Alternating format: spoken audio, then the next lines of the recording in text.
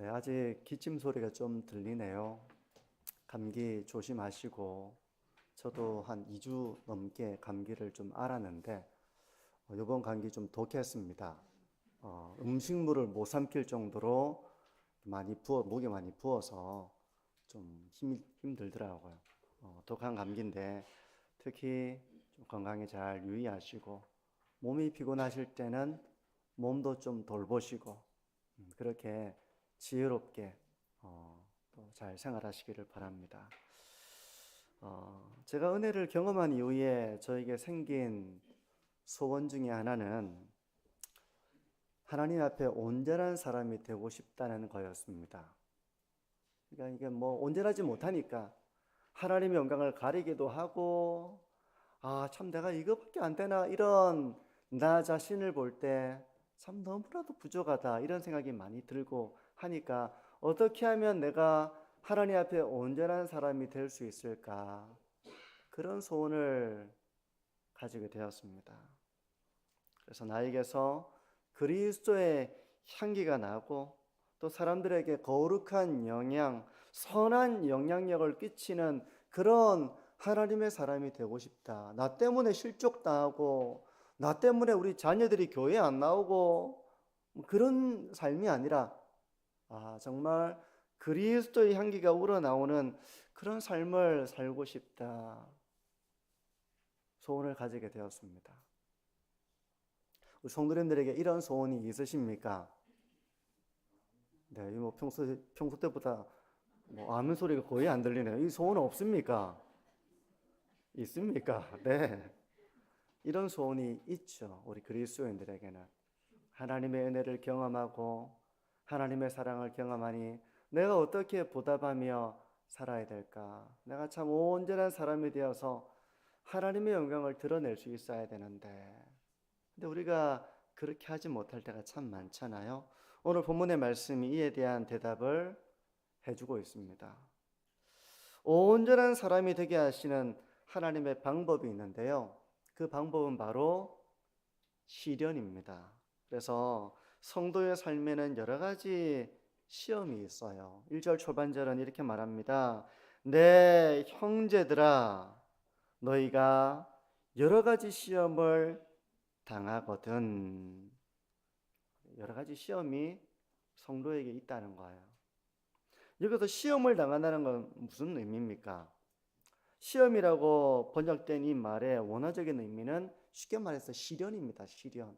시험을 당하거든, 다른 말로 시련을 당하거든. 시련을 당하면 믿음이 흔들리거든요. 그게 바로 믿음의 시험입니다. 성도의 삶에는 여러 가지 시련이 있어요. 우리에게 시련으로 다가오는 일들에는 어떤 게 있습니까? 누구나 예외 없이 다가오는 시련에는 건강이 우리의 시련이 될 때가 있습니다. 바울에게도 육체의 가시가 있었던 것처럼 건강이 우리의 믿음을 흔드는 그런 시련이 될 때가 있어요. 경제적인 문제는 아무도 자유롭지 못합니다. 이 정도면 충분해 라고 할 만한 그런 삶의 문제에서 벗어난 사람은 많이 없을 겁니다. 대부분 우리가 경제적인 문제에 대해 예민하죠. 다 예민합니다. 물가가 오르고 직장 생활이 참 힘든데 명퇴를 당하고 다 우리가 이런 문제에 예민할 수밖에 없습니다. 왜냐하면 자유롭지 못하니까. 또 인간관계에서는 갈등은 어떻습니까? 이게 완전 우리가 믿음이 있는 사람인지 없는 사람인지 이 갈등으로 인해서 우리가 참 믿음에 합당한 사랑과 긍휼과 용서를 나타내지 못하게 할 정도로 이 갈등이 우리를 크게 흔들 때가 있어요. 이런 일반적인 시련이 있습니다. 이건 믿음을 가진 사람도 예외 없이 누구에게나 찾아오는 시련이라고 말할 수 있습니다. 그런가 하면 그 외에도 우리가 경건하게 살아가면서 당하는 시련도 있습니다. 주의 일을 힘쓰면서 당하는 시련도 있습니다. 우리가 힘쓰지 않으면 안 당할 일들이에요. 내가 주의 일에 힘쓰다 보니까 오해도 당하고 미움도 당하고 시기도 당하고 폄하도 당하고 그런 일을 겪는 거죠. 믿음의 사람에게는 여러 가지 시험이 있습니다. 그런데 이 시련이 성도를 온전하게 하시는 하나님의 방법이라는 것입니다. 하지만 많은 사람들이 시련이 하나님의 방법이라는 것을 잊어버리거나 그걸 모르기 때문에 시험을 당할 때 어떻게 반응합니까? 불안해합니다. 어떡하지? 또 걱정합니다. 그리고 우울해집니다. 큰일 났어. 이러다가 뭐 병원비, 또 수술, 뭐 자녀들 뒷바라지 이런 것 때문에 걱정을 하는 것이죠. 이게 하나님의 우리를 훈련하시는 방법이라는 것을 알지 못하면, 그걸 믿지 못하는 사람은 뭐 걱정합니다. 불안해합니다. 그리고 마음의 평안을 잃어버리게 됩니다. 그러면서 하나님께, 하나님 제 삶이 왜 이렇게 어렵습니까? 그런 기도를 하곤 하죠. 따지는 겁니다. 근데 신앙이 성숙한 사람은 이 시련을 어떻게 이해하는가? 모든 시련에는 하나님의 섭리가 있다는 것을 믿습니다. 그걸 믿어요. 때문에 야고보는 시련을 당할 때 오히려 기쁘게 여기라고 말합니다. 2절을 다시 보시겠습니까? 내 형제들아, 너희가 여러 가지 시험을 당하거든 온전히 기쁘게 여기라. 말씀드린 것처럼 우리의 삶에는 기쁨을 앗아가는 삶의 문제가 많이 있습니다. 그런 갈등과 스트레스가 있어요. 많은 어려움들이 있습니다. 근데 이런 어려움을 겪을 때 기뻐하기가 쉽지 않습니다. 우리는 아마 그냥 처음 반응은 불안, 걱정, 염려, 우울 이런 반응이 되기가 훨씬 쉽습니다. 하지만 성도 여러분, 여러 가지 시험을 당할 때 기쁘게 여기라는 이 말씀대로 순종하는 우리 교회 되기를 바랍니다. 비록 이해는 되지 않을 수 있어요. 왜 이런 일이 나에게 있는지 이해가 되지 않을 수 있습니다. 그래서 인간적으로는 되게 힘들 거예요. 시련을 당할 때. 그럼에도 불구하고 하나님의 깊은 뜻이 있을 거야 라는 그 믿음을 붙잡고 기뻐하는 사람은 참 귀한 사람입니다. 순종하는 거잖아요. 순종하는 겁니다. 나는 이해할 수 없지만 믿음을 가지고 순종하는 거예요. 어린 자녀가 부모의 깊은 뜻을 다 이해하지 못할 때가 있죠. 이해가 되지 않더라도 순종할 수 있습니다. 자녀는. 성도 여러분, 저는 성도님들에게 좀 드리고자 하는 말씀은 하나님의 뜻을 다 이해하지 못할 때가 많이 있습니다. 하지만 그럴 때에도 우리가 내가 당하는 이 삶의 현실과 어려움과 시련을 내가 다 이해하지 못한다 할지라도 그럴지라도 기쁘게 여기실 수 있는 그런 믿음의 사람들이 되시기를 축복합니다. 이게 중요합니다. 저는 이해가 되어야만 순종합니다. 이해 안 되면 저는 꼼짝 안 합니다. 이거 여러분, 우리가 하나님 어떻게 다 이해합니까? 못할 때도 있어요. 자녀가 부모를 어떻게 다 이해합니까? 못하니까 짜증내고 반항하고. 부모가 무슨 얘기 하길래요? 부모가 뭐 아이를 잡습니까? 이해가 되지 않더라도 저 말씀에는 나는 이해하지 못하지만 또 나를 사랑하기 때문에 하는 그런 마음으로 하는 말이겠지라고 그걸 믿고 받아들일 수 있다면 정말 귀한 자녀의 모습이잖아요. 우리의 신앙도 그게 필요하다는 겁니다. 근데 여기서 시험을 당하거든 기쁘게 여기라 라고 하는 것은 맹목적으로 기뻐해라 그런 의미는 아닙니다. 성도의 삶에는 시련이 있습니다. 근데 그 시련을 기쁘게 여길 수 있는 근거가 뭐냐 하면 그 시련은 궁극적으로 우리의 삶에 유익을 가져다 준다는 것을 믿을 때 그 시련을 기쁘게 여길 수 있는 거예요. 그러니 겉으로 보기에는 고난의 모습을 하고 있지만, 그래서 고난의 모습을 하고 있기 때문에 이게 안 왔으면 좋겠다, 왜 이런 걸 저에게 허락하십니까? 라고 반응할 수 있지만 영적인 안목으로 보자면 실질적으로 그 시련이 복이 된다는 거예요. 복이 된다는 겁니다. 성도 여러분, 오늘 예배 끝나고 나서 저 사무실 가면 쌀가마니 10kg짜리 있으니까 그 한 개씩 들고 가시기를 바랍니다. 이렇게 하면 성도님들 어떻게 하시겠습니까? 그 무거운 걸 나보고 들고 가라고 이렇게 하시겠습니까?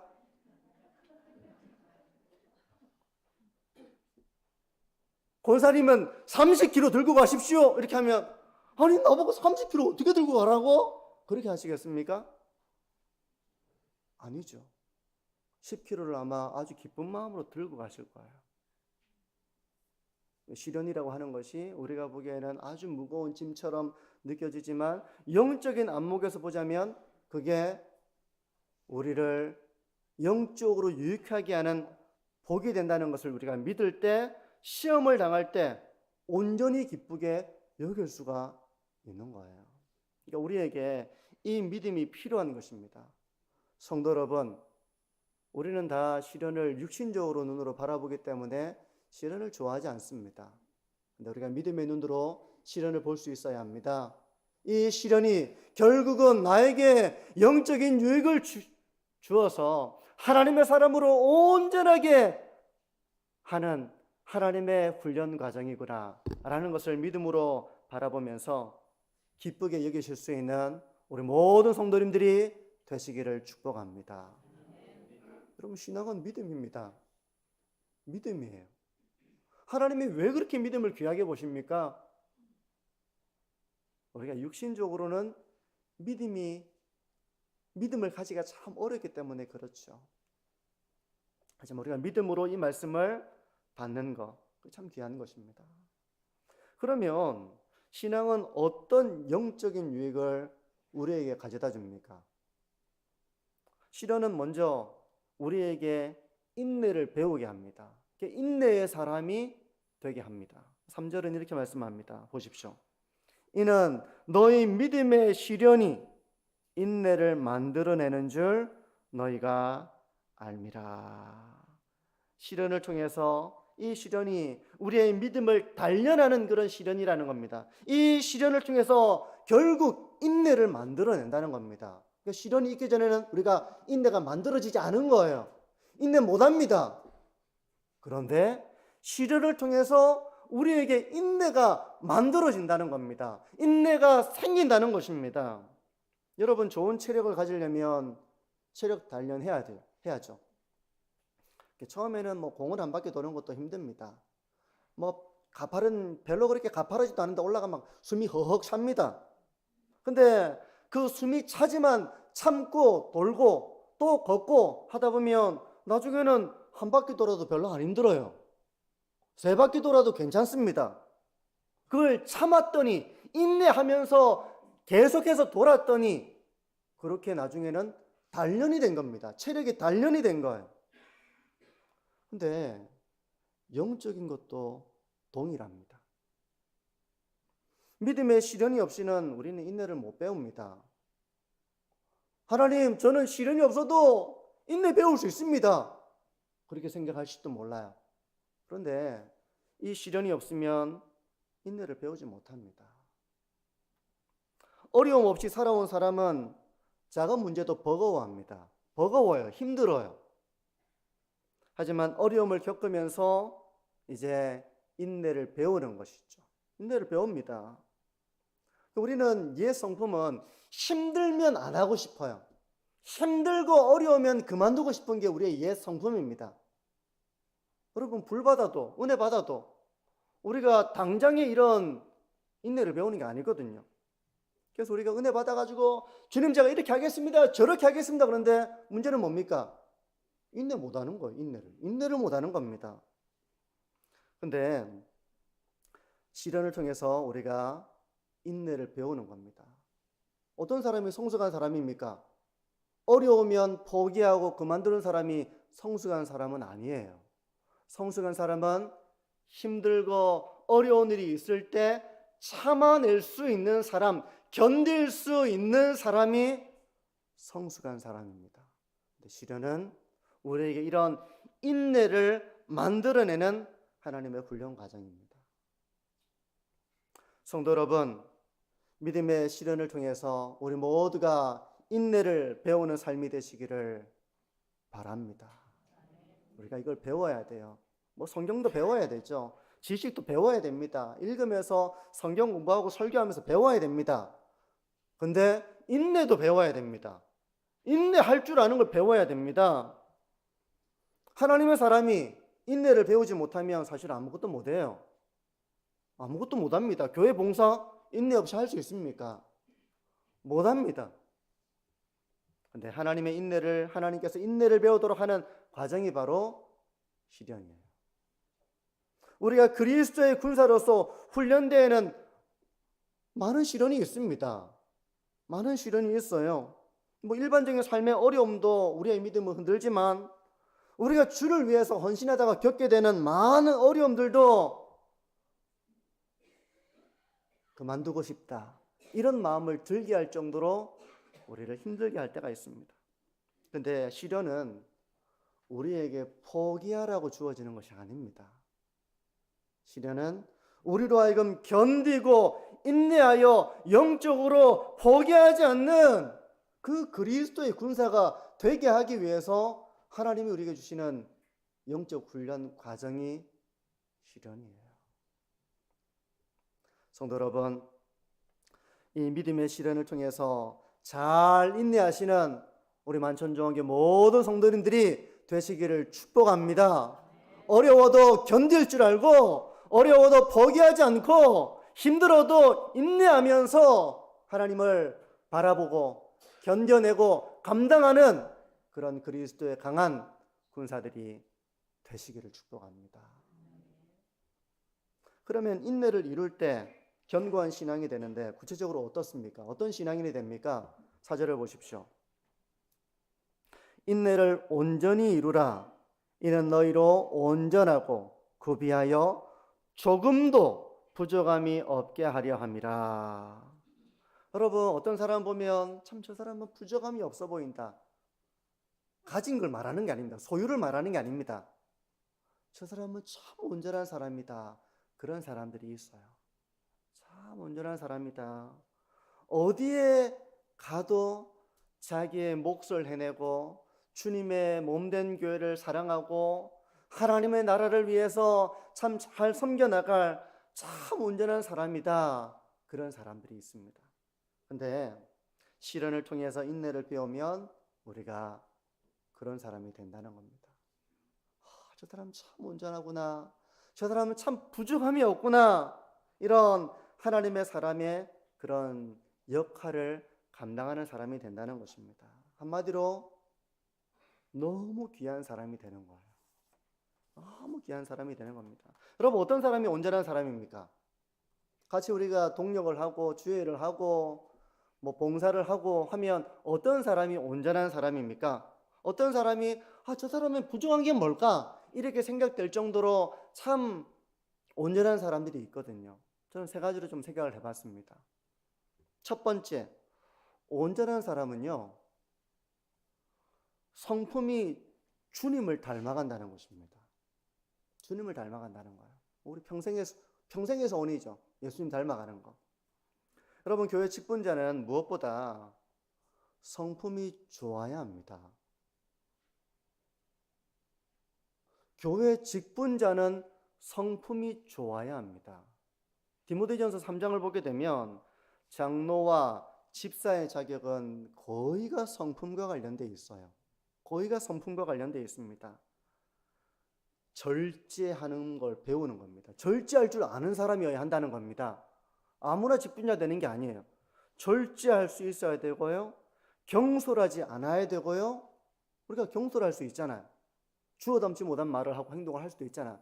그러지 않는, 경솔하지 않아야 되고요, 단정해야 되고요, 관용적이어야 되고요, 기꺼이 사람들이 따라가고 싶을 정도의 리더십을 가지고 있어야 됩니다. 아무도 따라가기 싫은 그런 리더십이 아니라 기꺼이 따라가고 싶은 리더십.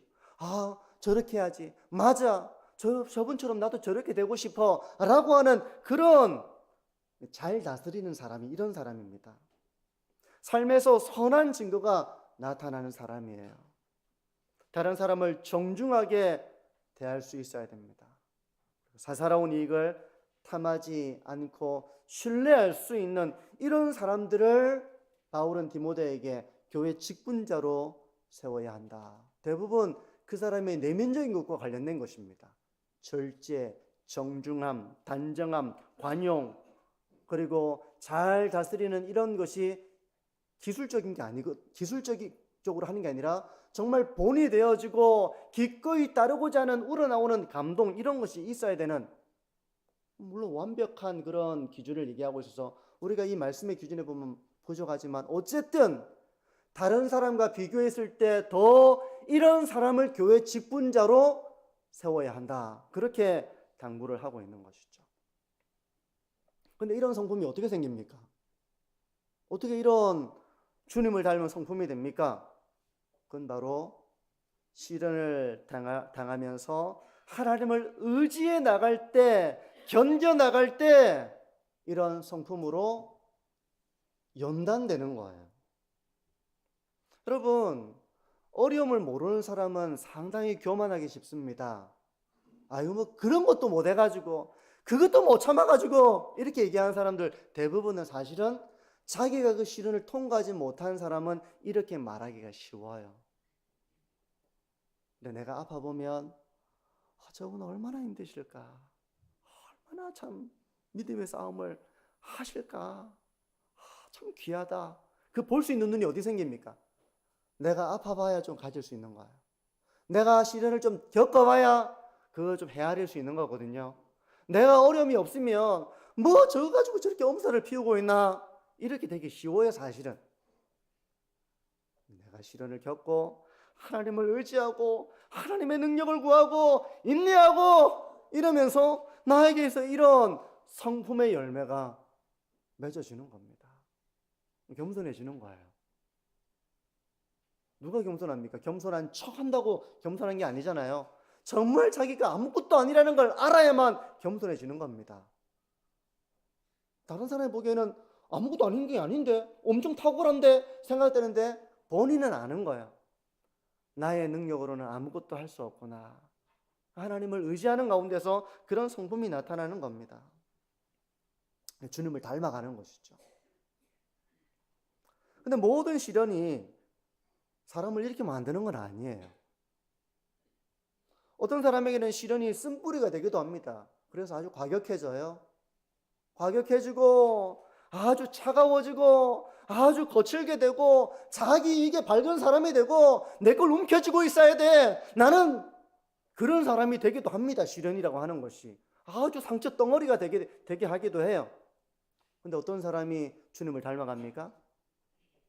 시련 가운데에서 하나님 앞에 눈물을 흘리면서 기도하고 하나님의 은혜를 사모하고 하나님의 능력을 체험하고 그러면서 인내해 나가는 그 사람이 바로 그 시련을 통해 인내를 배우고 연단이 되는 겁니다. 하나님의 사람으로 변화가 되는 거예요. 성도 여러분, 이런 주님을 닮은 사람 되고 싶지 않으십니까? 되고 싶죠. 근데 그 과정이 쉽지는 않아요. 우리가 시련을 통해서 주님을 의지하고 기도하고 하나님의 능력을 체험해 나가는 이 여정을 통해서 우리가 연단되는 겁니다. 주님을 닮은 성품으로 연단되는 겁니다. 우리는 모두 이 길을 걸어가고 있는 거예요. 사랑하는 성도 여러분, 시련을 통해서 주님의 은혜를 경험해서 더욱더 주님을 닮은 성품으로 우리의 삶이 변화되어지기를 주님의 이름으로 축복합니다. 우리가 이걸 사모하죠. 내가 좀 주님을 닮고 싶다. 두 번째, 성품이 이렇게 주님을 닮아갈 뿐만 아니라 두 번째는요, 이 사람의 신앙이 연단되어서 소망의 사람이 됩니다. 소망의 사람. 성도는 시련을 통해서 소망의 사람이 됩니다. 시련을 통과하지 않고 하나님의 약속을 간절하게 기다릴 수는 없어요. 가능하지 않습니다. 로마서 5장 3절과 4절은 이렇게 말씀하는데요. 다만 이뿐 아니라 우리가 환난 중에도 즐거워하나니 이는 환난은 인내를, 인내는 연단을, 연단은 소망을 이루는 줄 알미로다. 여기서 이제 마지막에 소망을 이루는 줄 알미로다 할 때 소망을 이룬다는 것은 하나님께 소망을 두지 못하던 사람이 하나님께 소망을 둔 사람으로 변화된다는 의미입니다. 여러분, 누가 천국에 대한 소망을 가집니까? 여러분, 지금 천국에 대한 소망이 있습니까? 아멘입니까? 아멘. 근데 우리가 시련을 겪지 못하면 천국에 대한 소망 그렇게 크게 안 가집니다. 여기가 좋사오니 이런 마음이 되기 쉬워요. 근데 우리가 시련을 겪고 있으면 그 시련 속에 인내를 배우면서 빨리 그 천국에서 주님과 함께 동행하는 삶을 살고 싶다. 그 천국에서 내가 온전한 자가 되어서 이 세상의 모든 수고를 그치고 이제 주님과 함께하는 삶을 살고 싶다. 그런 소망이 아주 강해집니다. 시련을 통해서 인내를 배우고 연단되어질 때 우리가 이런 소망에 충만한 사람이 된다는 것입니다. 장차 나타날 영광을 소망하는 삶, 이거 시련을 통해서 인내하는 사람이 간절하게 그 하나님의 약속을 소망하게 되는 것입니다. 저는 우리 성도님들이 경험하는 삶의 시련을 통해서 이런 소망의 사람이 될 거라는 걸 믿습니다. 우리 자녀들도 마찬가지고 저도 마찬가지고 우리 성도님들이 삶에서 겪는 시련이 있잖아요. 어려움이 있잖아요. 그러면서 이제 그걸 볼 때마다 저는 마음으로 참 힘드시겠다. 하나님께서 힘을 주셨으면 좋겠다. 그런 마음과 기도를 합니다. 그러면서도 제 마음 가운데 가지게 되는 하나의 희망이라고 할까요? 그 모든 시련을 통해서 결국에는 하나님을 간절하게 소망하는 사람이 될 거야. 정말 장차 나타날 영광을 바라보고 소망하는 그런 사람이 될 거야. 그런 기대를 갑니다. 비록 믿음의 시련에 당장에는 그게 걱정이 되고 두려움이 되지만 그 과정을 통해서 우리의 기도가 깊어지고 하나님을 의지하고 하나님의 평강을 경험하고 하나님의 말씀이 내 안에 살아 역사하고 하는 이 과정을 통해서 하나님께 소망을 두는 사람이 된다는 겁니다. 여러분, 하나님께 소망을 둔 사람은 삶의 어려움 때문에 일희일비하지 않죠. 하나님의 약속을 간절하게 붙잡고 그때를 기다리며 견디는 것입니다. 이런 사람은 사실 순교도 두려워하지 않습니다. 이런 사람은 어떤 어려움도 견뎌냅니다. 소망이 있으니까. 소망이 있으니까. 그러면서 정금 같은 하나님의 사람이 되는 것이죠. 우리 성도님들은 얼마나 하나님을 소망하고 있는지 아니면 하나님이 아닌 다른 것들을 바라고 있는지를 한번 점검을 해보십시오. 시련을 통해서 인내함을 통해서 이렇게 소망의 사람으로 변화되어지시는 저와 우리 모든 성도님들이 되시기를 바랍니다. 신앙은 바로 이거죠. 하나님께 소망을 두고 살아가는 것입니다. 끝으로 한 가지 더 나누자면 시련을 통과해서 인내하는 사람은 결국에는 탁월한 하나님의 일꾼이 됩니다. 성품, 신앙 이런 연단을 넘어서서 주님의 일을 탁월하게 감당하는 일꾼이 되는 거예요. 여러분, 운동선수가 훈련이 힘들다고 포기하면 세계적인 선수 못 됩니다. 근데 아마 운동선수가 포기하고 싶은 유혹이 많이 있을 겁니다. 너무 그 순간이 괴로우니까. 그럴 때마다 인내하고 변함없이 훈련에 매진하는 사람은 강인한 체력과 기술을 연마해서 세계적인 운동선수가 되는 것이죠. 저는 영적인 세계도 그렇다고 봐요. 제가 설교하는 일이 힘들다고 적당한 선에서 타협을 하자면 설교자가 될 수 있겠습니까? 못 됩니다. 그건 분명해요. 못 돼요. 우리 사역자들이 힘들다고 사역을 적당하게 타협한다면 탁월한 교육자 되겠습니까? 못 됩니다. 못 돼요. 그런데 우리 두 분 어떻습니까? 탁월합니다. 왜 탁월하죠?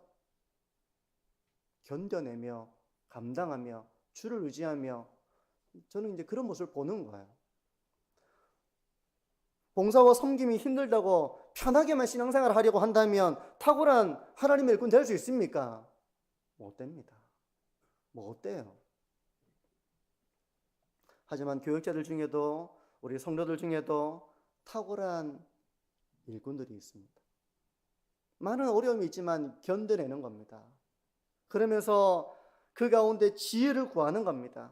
어떻게 해야 될까? 하나님의 지혜를 구하고 은혜를 구하고 능력을 구하고 하다 보니까 그 현장에서 연마된 그런 훈련된 그런 모습이 생기는 거예요. 그래서 현장을 모르고 이론만 빠삭한 사람이 아니라 현장을 어떻게 내가 지휘해야 될지, 현장에서 내가 어떤 역할을 감당해야 될지를 압니다. 그런 사람이 탁월한 일꾼이에요. 뭐 박사학위 받고 이론적으로 공부 많이 하고 현장에 가보세요. 할 수 있는가? 다른 겁니다. 그거 달라요. 신학교 나온다고 됩니까? 아닙니다. 현장에 가서 뒹굴고 구르고 견디고 하나님을 의지하고 그러면서 되는 겁니다. 그게 쉬운 게 아니죠. 인내하고 견뎌내고 하나님을 의지하고 그 부단한 과정을 통해서 탁월한 일꾼 되는 겁니다. 우리 만천종의 모든 성도님들이 이렇게 시련을 통해서 연단되어져서 가정과 교회를 변화시켜 나가는 그런 탁월한 일꾼으로 세워지시는 우리 모든 성도님들이 되시기를 축복합니다. 우리가 그래야 감당할 수 있어요. 이제 말씀을 정리합니다. 우리 성도님들의 삶에는 어떤 시련이 있습니까? 오늘 이 말씀을 통해서 이 믿음을 가지십시오. 내 삶의 이 시련이 결국 나를 하나님의 사람으로 온전하게 빚어 가시는 하나님의 과정이구나. 그걸 믿으셔야 됩니다. 그래서 어디 내놓아도 부끄럽지 않은 그런 어디 내놓아도 조금도 손색이 없고 부족함이 없는 그런 사람을 만드시려고 하나님이 우리에게 이런 시련을 허락하시는 것입니다. 이 시련의 때 잘 인내하시고 또 그 인내 가운데서 주님을 의지하시고 기도를 배워 나가시고 그래서 우리의 성품이 다듬어지고 우리가 하나님을 향한 소망이 간절해지고 하나님의 일꾼으로 탁월하게 다듬어져서 그렇게 하나님 나라 일을 감당할 수 있는 온전한 사람으로 쓰임받으시는 우리 모든 성도님들이 되시기를 주님의 이름으로 축복합니다. 기도합니다.